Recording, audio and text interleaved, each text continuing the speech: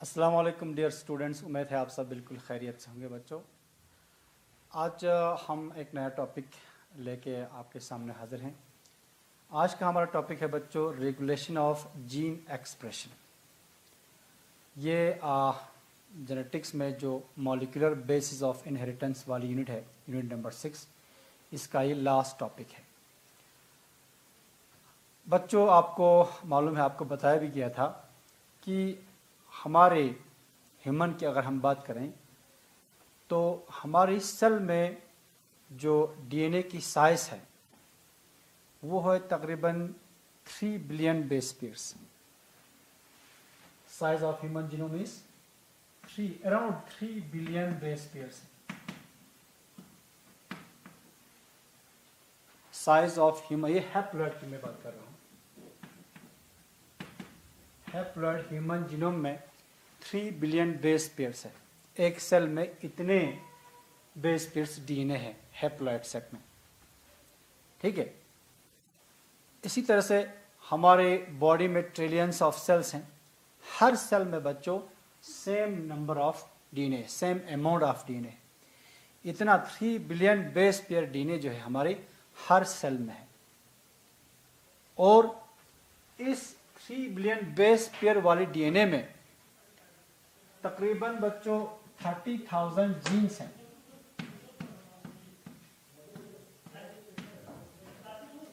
30,000 jeans हैं। ये 30,000 jeans इस होल जीनोम में अगर हम परसेंटेज देखेंगे तो बच्चों है लेस देन 2%। 2% से कम डीएनए जो है वो बनता है जीन्स। 30,000 जीन्स की जो अमाउंट हम परसेंटेज में निकालें तो वो लेस देन 2% है। 99% जो डीएनए है, ठीक। तो यहां जीन्स कहने का मतलब ये है कि ये जीन्स कोड करता है किसी न किसी प्रोटीन्स को। हम इनको कोडिंग रीजन्स भी कह सकते हैं।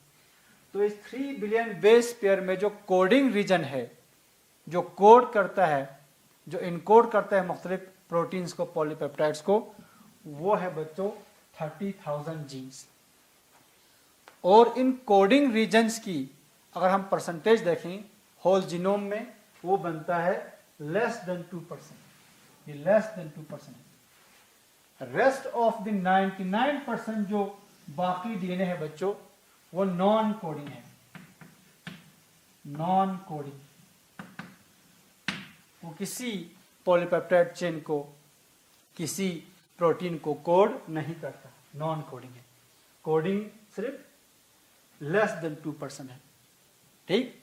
तो वो डीएनए की वो रीजन्स जो किसी न किसी पॉलीपेप्टाइड चेन को कोड करता है उनको हम जीन्स कहते हैं।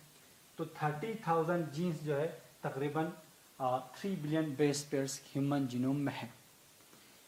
ये 3 बिलियन बेस पेयर, 30,000 जीन्स, ये बच्चों हमारे हर सेल में है।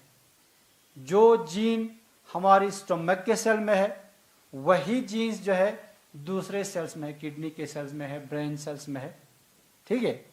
लेकिन जो जीन जिस सेल में जरूरत पड़ता है वहां पर एक्सप्रेस होती है। मिसाल के तौर पर अगर हमने बात करना है एक जीन्स की हम बात करेंगे पेप्सिन प्रोटीन। पेप्सिन एक एंजाइम है, आपको मालूम है, एक प्रोटीन डाइजेस्टिंग एंजाइम है। ये खुद प्रोटीन है, एंजाइम का काम करता है। तो ये किसी जीन से निकलता है। इन 30,000 जीन्स में से किसी जीन से पेप्सिन बनता है। तो ये पेप्सिन वाला जीन बच्चों हमारे स्टोमक के सेल में भी है, याद रखना। ये हमारी ब्रेन सेल में भी है, ब्रेन सेल में भी है। ये हमारी मिसाल किडनी सेल में भी है। हर सेल में है ये पेप्सिन वाला जीन। लेकिन ये पेप्सिन वाला जीन का प्रोडक्ट जो पेप्सिन है, pepsin is the product of this gene. तो ये पेप्सिन वाली जीन जो है वो एक्सप्रेस होगी। एक्सप्रेस होने की मतलब उस जीन से ट्रांसक्राइब होकर mRNA बनेगा, उस mRNA से प्रोटीन बनेगा। ठीक, कहां पर? सिर्फ स्टोमक के सेल में। क्यों? क्योंकि स्टोमक सेल में इस पेप्सिन की जरूरत है। तो पेप्सिन वाला जीन एक्सप्रेस होगी ओनली स्टोमक सेल में, लेकिन ब्रेन सेल में, किडनी सेल में ये पेप्सिन जो इस जीन का प्रोडक्ट है वो जरूरत नहीं है, इसलिए पेप्सिन वाला जीन ब्रेन सेल में, किडनी सेल में जो है वो एक्सप्रेस नहीं होगी। तो मतलब ये जीन जो पेप्सिन वाला जीन है ये टिश्यू स्पेसिफिक है। It is tissue specific. क्या है बच्चों? Tissue specific. This gene is tissue specific. Gene of pepsin is tissue specific, यानी यह एक स्पेशलाइज्ड स्पेशलिस्ट जीन है। SPECI स्पेशलिस्ट जीन है, स्पेशलिस्ट जीन है। पेप्सिन का जीन स्पेशलिस्ट जीन है। इस किस्म के जीन को बच्चों हम लग्जरी जीन भी कहते हैं। लग्जरी जीन, दोज जीन्स, ठीक, which are tissue specific, those genes which are expressed in specific tissues only, specific cells only, not in all, those genes are called tissue specific genes, specialist genes या luxury genes भी कहते हैं। ठीक, ठीक है बच्चों। इसी तरह से ब्रेन सेल में कुछ खास प्रोटीन जरूरत पड़ता होगा, वो ब्रेन सेल में ही जरूरत पड़ेगा, ब्रेन सेल में स्पेसिफिक है, तो वो जीन ब्रेन सेल में स्पेसिफिक होंगे, बाकी सेल्स में वो एक्सप्रेस नहीं होंगे। मतलब स्टोमक सेल में ये पेप्सिन का जीन ऑन रहेगा, ब्रेन सेल और किडनी सेल में ये ऑफ रहता है। जीन प्रेजेंट है लेकिन ऑफ पोजीशन में रहेगा, वो एक्सप्रेस नहीं होगी। जीन ऑफ मींस वो एक्सप्रेस नहीं होगी, वो ट्रांसक्राइब ट्रांसलेट नहीं होगी। जहां जरूरत हो उस सेल में ये जीन ऑन रहेगा, मतलब वो एक्सप्रेस होगी, उससे प्रोटीन बनेगा या उसे RNA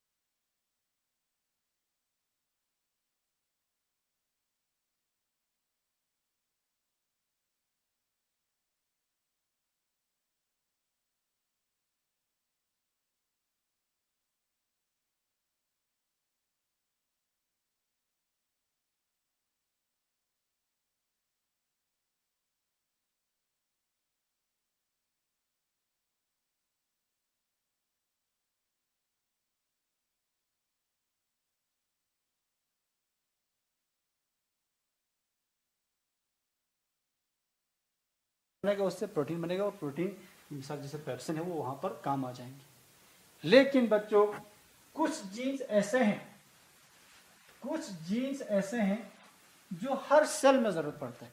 there are certain genes whose products are required in all cells. हर सेल में उस जीन की प्रोडक्ट जरूरत पड़ता है। मिसाल के तौर पर हम ग्लाइकोलाइसिस के एक एंजाइम की बात करेंगे। ग्लाइकोलाइसिस एक ग्लाइकोलाइटिक एंजाइम है, ग्लाइकोलाइटिक एंजाइम। तो बच्चों ग्लाइकोलाइसिस एक पाथवे है एनर्जी जनरेशन का। हर सेल में ये पाथवे चलता है, क्योंकि इस पाथवे के जरिए बाद में एनर्जी मिलती है किसको? सेल को। तो हर सेल को एनर्जी की जरूरत है। वो कौन सा सेल है जिसको एनर्जी की जरूरत ना हो? अगर एनर्जी ना हो तो सेल जो है वो डेथ हो जाएगी। हर सेल को एनर्जी की जरूरत है, इसलिए हर सेल में ये ग्लाइकोलाइटिक पाथवे ग्लाइकोलाइसिस चलेगी। और ग्लाइकोलाइसिस के पाथवे को चलाने के लिए, ग्लाइकोलाइसिस के रिएक्शंस को चलाने के लिए वहां एंजाइम की जरूरत पड़ता है। उन एंजाइम को हम कहेंगे ग्लाइकोलाइटिक एंजाइम्स। Glycolytic enzymes. तो ग्लाइकोलाइटिक एंजाइम्स वो एंजाइम्स है जो हर सेल में जरूरत पड़ेगा। मान लो एंजाइम प्रोटीन एंजाइम है, अगेन ये प्रोटीन है, ग्लाइकोलाइटिक एंजाइम प्रोटीन है। तो जब प्रोटीन है तो आपको पता है प्रोटीन को इनकोड करता है कोई जीन। तो कोई जीन है जो ग्लाइकोलाइटिक के एंजाइम्स को कोड करता है, ठीक है। उन जीन्स से एमआरएनए बनेगी, उस एमआरएनए से ग्लाइकोलाइटिक एंजाइम बनेगा, जिससे ग्लाइकोलाइसिस के प्रोसेस चलता रहेगा। हर सेल में ग्लाइकोलाइसिस चलता है, हर सेल में एंजाइम जरूरत पड़ता है। ये इसका मतलब हर सेल में ये जीन एक्टिव रहेगा, ऑन रहेगा। तो कुछ जीन्स ऐसे हैं जो हर सेल में एक्सप्रेस होती है, हर सेल में एक्सप्रेस होती है, हर सेल में वो ऑन रहता है, ट्रांसक्राइब ट्रांसलेट होती है, क्योंकि उस जीन के प्रोडक्ट जो है हर सेल में जरूरत पड़ता है। एग्जांपल लिया आपको ग्लाइकोलाइसिस की एंजाइम की, ठीक है बच्चों। तो उन जीन्स को, वो जीन्स जो हर सेल में एक्टिव रहता है, ऑन रहता है, एक्सप्रेस होती है, those genes which are expressed in all cells, उन जीन्स को कहते हैं हम बच्चों housekeeping genes. Housekeeping genes, housekeeping genes, या इनको हम कॉन्स्टिट्यूटिव जीन्स भी कहते हैं, constitutive genes. Housekeeping genes या कॉन्स्टिट्यूटिव जीन्स वो जीन्स है जो हर सेल में एक्सप्रेस हो, क्योंकि उसकी प्रोडक्ट हर सेल में जरूरत पड़ता है। एग्जांपल लिया आपको ग्लाइकोलाइसिस की एंजाइम को कोड करने वाली, स्पेसिफाई करने वाली जीन की, ठीक है बच्चों।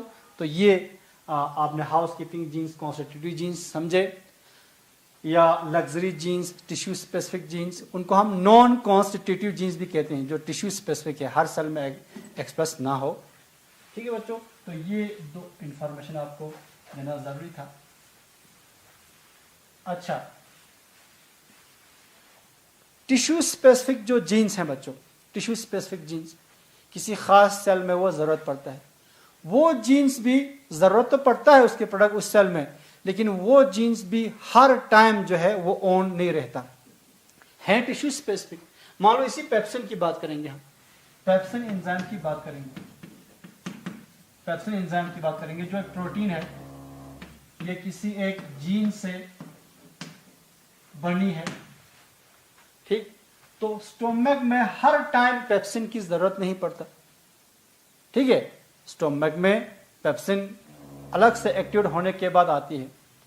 जब फूड, प्रोटीन फूड हमारे स्टोमक में घुसता है, तब सेंस करता है रिसेप्टर्स के जरिए कि ये प्रोटीन वाले फूड पहुंचा है, तभी स्टिमुलेट होता है इस एंजाइम की सिंथेसिस, इस एंजाइम की सिक्रीशन।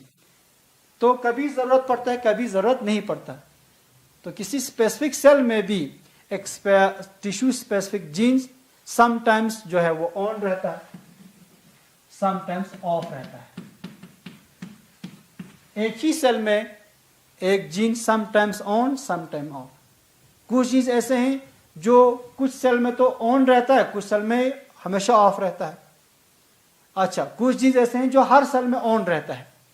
इसका मतलब बच्चों, सेल की जरूरत के हिसाब से जीन्स की जो एक्सप्रेशन है वो कंट्रोल में रहता है। ऐसा नहीं कि हर जीन हर सेल में ऑन रहे, एक्सप्रेस होता रहे, और प्रोडक्ट जरूरत हो या ना हो सिंथेसाइज होता रहे। ये जो है एक वेस्टेज होती है, ठीक, वो सेल नहीं होने देता। इसलिए जीन की एक्सप्रेशन में एक कंट्रोल है बच्चों, उस कंट्रोल को कहते हैं हम जीन रेगुलेशन।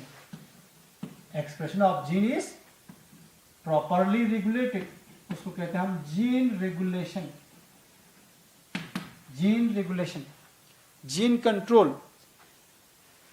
जीन रेगुलेशन में क्या होती है, जो जीन की एक्सप्रेशन है वो रेगुलेट करके रखता है। रेगुलेट मतलब हो गया कंट्रोल करना। जैसे मिसाल के तौर पर आपके घर में गैस सिलेंडर है, जब आपको खाना बनाना हो उस वक्त वो रेगुलेटर वहाँ पर होती है, उसको हम ऑन करते हो। ऑन करने से वहाँ पर गैस आ जाती है और आप गैस पे खाना बना सकते हो। लेकिन जब आपको ज़रूरत ना हो तो वो गैस की सप्लाई आप बंद कर देते हो, ऑफ कर देते हो। सिमिलरली सेल के अंदर जब जीन के प्रोडक्ट की रिक्वायरमेंट हो तब जीन के एक्सप्रेशन को ऑन किया जाता है, जब ज़रूरत ना हो तो जीन के एक्सप्रेशन को ऑफ किया जाता है, ठीक है। तो there is on and off system in the gene also, ठीक। वो ज़रूरी है क्योंकि वहाँ पर अननेसेसरी एक्सप्रेशन ऑफ जीन ना हो, क्योंकि उसकी प्रोडक्ट जो है वहाँ ज़रूरत ना हो तो वो प्रोडक्ट बनाना जो है वो वेस्टेज होती है, वो सेल में होने नहीं देता। ठीक है बच्चों, तो आपने समझा कि जीन रेगुलेशन क्या है। Gene regulation is the regulation of gene expression.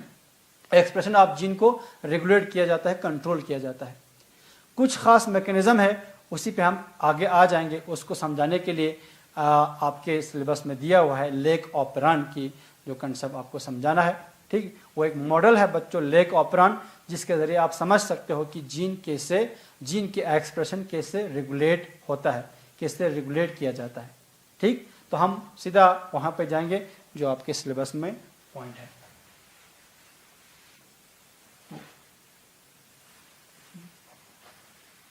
अब हम पढ़ेंगे लेक ऑपरान।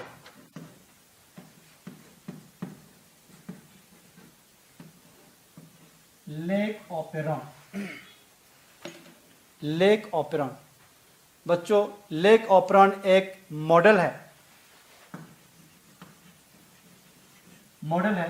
इस मॉडल के जरिए हम समझ सकते हैं कि जीन की एक्सप्रेशन कैसे रेगुलेट होता है। ठीक, तो बैक्टीरिया है ई कोलाई।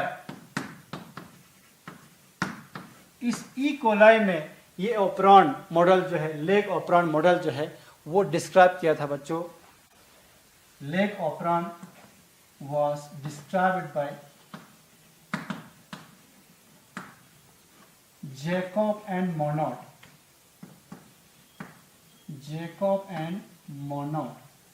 ये दो साइंटिस्ट हैं 1961 में, इन्होंने डिस्क्राइब किया था ये लेक ऑपरान मॉडल, ये समझाने के लिए कि जीन एक्सप्रेशन कैसे रेगुलेट होता है। अब लेक ऑपरान पे जाने से पहले हम ये समझेंगे बच्चों ये ऑपरान होता क्या है। What's an operon? तो क्या है कि बच्चों जो प्रोकैरियोट्स हैं, जैसे हम बैक्टीरिया की मिसाल लेते हैं, बैक्टीरिया में जो फंक्शनली रिलेटेड जीन्स है, वो जीन्स जो फंक्शनली रिलेट है एक दूसरे से, आपस में जो रिलेट है जीन्स, जो फंक्शनली रिलेटेड जीन्स है वो एक साथ बैठता है, क्लस्टर में बैठता है। तो functionally related genes are clustered. ये डीएनए है बैक्टीरिया की, इस डीएनए में जो फंक्शनली रिलेटेड जीन्स हैं बच्चों वो साथ में बैठता है। मिसाल ये एक जीन है, ये दूसरा जीन है, ये तीसरा जीन है। ठीक, यहां लेक ऑपरान की मिसाल लेंगे तो यहां ZYA, ये तीन स्ट्रक्चरल जीन्स हैं। ये तीनों जीन्स जो है फंक्शनली रिलेटेड है, आपको आगे पता चलेगा। ये क्लस्टर मीन्स साथ में बैठता है। अब जीन्स को रेगुलेट करने के लिए कुछ रेगुलेटरी सीक्वेंस भी है, एक्सप्रेशन को रेगुलेट करने के लिए कुछ रेगुलेटरी सीक्वेंस भी है। एक तो आप जानते हो, उसको कहते हैं हम प्रमोटर, यहां पी से डिनोट करते हैं प्रमोटर। इस प्रमोटर पे आपको पता है आरएनए पॉलीमरेज बाइंड होती है, और आरएनए पॉलीमरेज बाइंड होने के बाद इस आरएनए पॉलीमरेज की मदद से इस डीएनए से, ये डीएनए है, इस डीएनए से आरएनए बनती है, एमआरएनए, उस एमआरएनए की ट्रांसलेशन से प्रोटीन बनती है। तो यहाँ पर एक रेगुलेटरी सीक्वेंस होता है बच्चों, स्ट्रक्चरल, ये है स्ट्रक्चरल जीन्स, यहाँ मैं लिखता हूँ ये क्या है, स्ट्रक्चरल जीन्स, थोड़ा आपको मालूम भी है। Structural genes functionally related clusters है, सॉरी फंक्शनली रिलेटेड जो जीन्स है वो क्लस्टर है, साथ में बैठा हुआ है, ये स्ट्रक्चरल जीन्स कहलाते हैं। इन जीन्स की एक्सप्रेशन को रेगुलेट करने के लिए कुछ regulatory sequence in structural genes की अपस्ट्रीम में, आपको बताया गया था कि अपस्ट्रीम किस साइड में होती है, अपस्ट्रीम इस साइड में होती है। ठीक है, माइनस से जो डिनोट करते हैं जिनकी लोकेशन, तो प्रमोटर है यहाँ पर। कुछ रेगुलेटरी सीक्वेंस है जो आपको इससे पहले नहीं बताया गया था, जो आप इसमें है, उसको कहते हैं हम ऑपरेटर ओ। ठीक, तो ये ऑपरेटर और प्रमोटर रेगुलेटरी सीक्वेंस है, और ये स्ट्रक्चरल जीन्स है। ठीक है बच्चों, तो प्रोकैरियोट्स में, मिसाल बैक्टीरिया में, फंक्शनली रिलेटेड जीन्स वो क्लस्टर में होती है, साथ में होती है, और उन स्ट्रक्चरल जीन्स के नेक्स्ट में, ठीक है, उसके साथ में अपस्ट्रीम में इन स्ट्रक्चरल जीन्स की एक्सप्रेशन को रेगुलेट करने वाली, कंट्रोल करने वाली रेगुलेटरी सीक्वेंस होते हैं, जिनको हम प्रमोटर और ऑपरेटर कहते हैं। इन सब को कंबाइन करके हम कहते हैं ऑपरेरॉन। ठीक, तो in prokaryotes, for example in bacteria, the functionally related genes are clustered together and are present along with the regulatory sequence. तो structural genes plus regulatory sequence constitute an operon. इसको हम operon कहते हैं। Actually ये एक transcriptional unit होती है। Promoter, operator और स्ट्रक्चरल जीन्स सबको कंबाइन करके हम कहते हैं बच्चों ऑपरेरॉन। ठीक, तो अब जो हम यहाँ पर ऑपरेरॉन के एग्जांपल ले रहे हो वो है लेग ऑपरेरॉन। लेग ऑपरेरॉन को डिस्क्राइब किया था जैकब एंड मोनोड ने। अब हम देखेंगे कि ये लेग ऑपरेरॉन कैसे ऑपरेट करती है, कैसे चलती है। ठीक है बच्चों, तो ये तो ऑपरेरॉन समझाने के लिए आपको ये था। इस प्रमोटर के और अपस्ट्रीम में एक और जीन होता है बच्चों लेग ऑपरेरॉन में, तो ये ऑपरेरॉन लेग ऑपरेरॉन में बना रहा हूं, जिसको हम एक जीन होती है आगे अपस्ट्रीम में, उसको हम लेग आई कहते हैं, लेग आई। तो ये रेगुलेटरी सीक्वेंस नहीं है, ये रेगुलेटरी जीन है। तो यहां मैं लिखता हूं ये एक रेगुलेटरी जीन है, इससे यहां ऊपर लिखता हूं मैं, ये एक रेगुलेटरी जीन है, रेगुलेटरी जीन। ये जब जीन है तो ये जीन है तो उसको उसकी एक्सप्रेशन को कंट्रोल करने के लिए एक प्रमोटर जरूर होना चाहिए। तो इस जीन के भी अपने प्रमोटर है, इसको हम पीआई कहते हैं। Pi is the promoter of this gene leg I. I stands for inhibitor. ठीक है, यहां से एक इनहिबिटर निकलेगा, आपको पता चलेगा आपको आई। तो ये रेगुलेटरी जीन है। ये जो प्रमोटर और ऑपरेटर है ये रेगुलेटरी सीक्वेंस है बच्चों। यहां से कोई प्रोडक्ट नहीं निकलेगा, यहां ये ट्रांसलेट नहीं होगी, ये एक सीक्वेंस है। इस सीक्वेंस की वजह से ये ZYA जो स्ट्रक्चरल जीन्स है उनकी एक्सप्रेशन कंट्रोल होगी। तो ये है रेगुलेटरी सीक्वेंस, रेगुलेटरी सीक्वेंस। ये जो लेग आई रेगुलेटरी जीन जो है ये इस ऑपरेरॉन का हिस्सा नहीं है।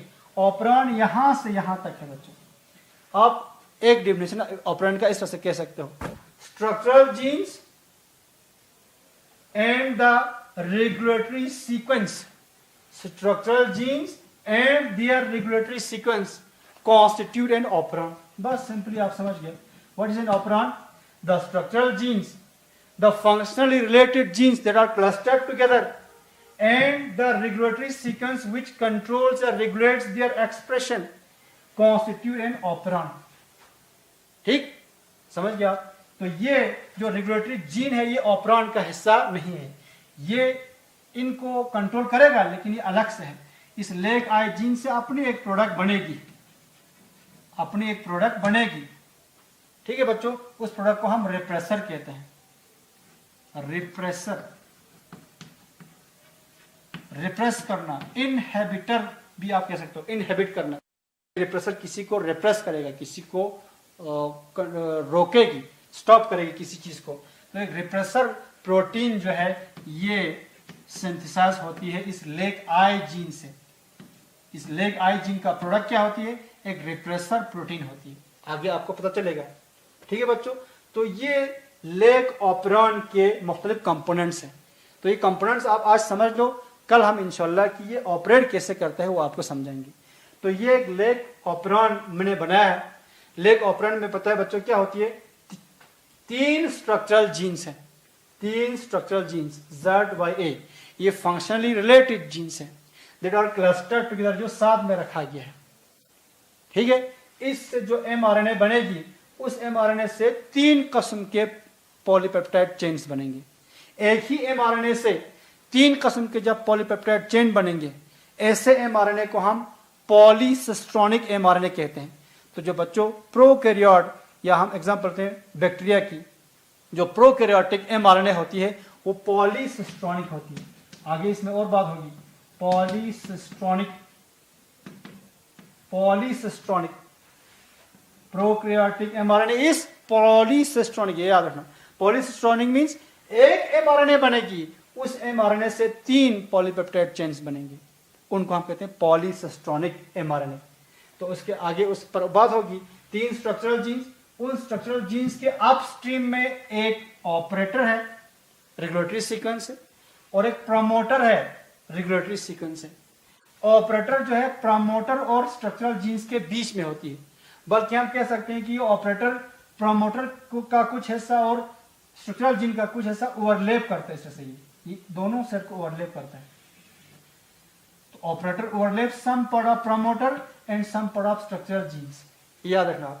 ऑपरेटर के बाद आती है अपस्ट्रीम में प्रमोटर। तो promoter and operator regulatory sequence है जो रेगुलेट करता है इन स्ट्रक्चरल जीन्स की एक्सप्रेशन को। उसके और आगे एक जीन होती है जिनको हम रेगुलेटरी जीन कहते हैं, जिसको हम नाम लेते हैं लेक आई जीन।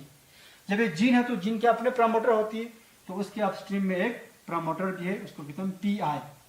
जो P I is the promoter of lac I. इस लेक आई से एक प्रोडक्ट बनेगी, प्रोटीन प्रोडक्ट, वो होगी एक रिप्रेसर प्रोटीन। ठीक है बच्चों, तो आज यही रखते हैं कि आप लेग ऑपरेंड की कंपोनेंट समझ गए। कल हम इसकी ऑपरेशन समझेंगे। ठीक है बच्चों, थैंक यू वेरी मच।